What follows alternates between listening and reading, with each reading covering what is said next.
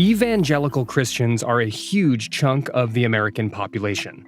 34%, well over 100 million people describe themselves as evangelical or born again. And recent studies have shown they're way more prone to believe conspiracy theories than most non-evangelicals. As of January, 27% of white evangelicals said they believed QAnon was completely or mostly accurate, and 49% thought Antifa was responsible for the Capitol violence.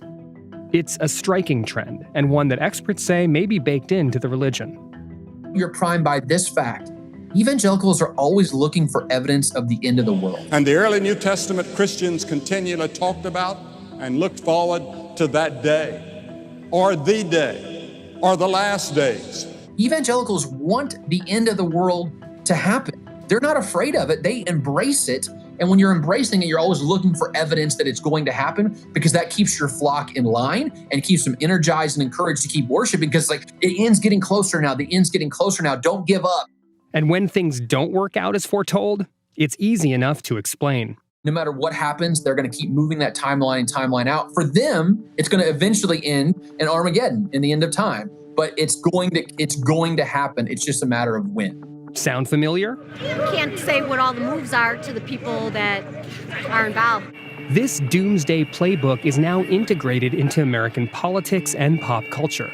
And even if you're not evangelical, there's been so many movies about the end of the world. Yeah, it sort of seeped out of the evangelical, foundation and into all parts of American society. And that really picked up about 150 years ago. There was a guy named John Darby who had this idea called dispensationalism, which is the idea that there's going to be a rapture. The Left Behind series that was really popular, Kirk Cameron was in the movie, that comes from Darby's idea. And that really became mainstream evangelical in the last 30 or 40 years with the writing of that book. Thanks to you, millions have heard the truth. Thanks to God. This isn't that new when you think about the American context. Can you give me that sort of 400-year zoom out about where we're at with this?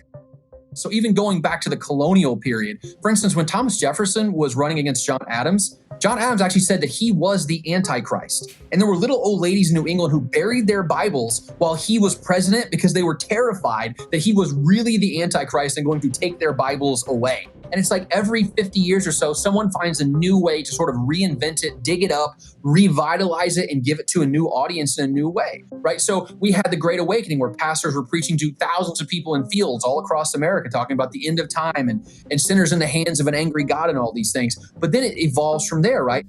Is coronavirus a sign of the end times? And if you really think about it, the internet is just an extension of guys like George Whitefield in the fields back in the Great Awakening, right? Goes from him to radio, to television, now to TikTok. Jesus is coming back.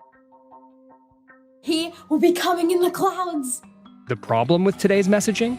It's not just about the coming end times. Often, evangelical influencers and politicians are spreading partisan messages cloaked in religious rhetoric. Smash the delusion, Father, of Joe Biden as our president. He is not. Right after the attack on the Capitol, 41% of white evangelicals said they either somewhat or completely agreed with the statement, if elected leaders will not protect America, the people must do it themselves, even if it requires taking violent actions. Pastors are cowards because they have to be, because I can lose my job for any reason at any time without any legal recourse. They could fire me because of the shirt I wore on Sunday. So what pastors do is they try to be as bland and vanilla and non-controversial as possible.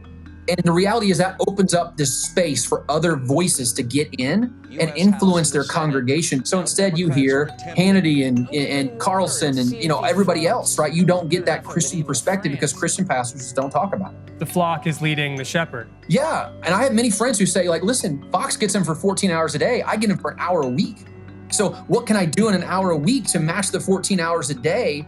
And I think for most pastors, the answer is just give up. So now religion is viewed through a political lens, not the other way around. Politics has become religion now for lots and lots of people. I have a lot of evangelical friends who say Democrats are not just wrong, they're evil. I don't hate anyone. I was raised in a way that is a heart full of love, and always prayed for the president. And I still pray for the president. I pray for the president all the time.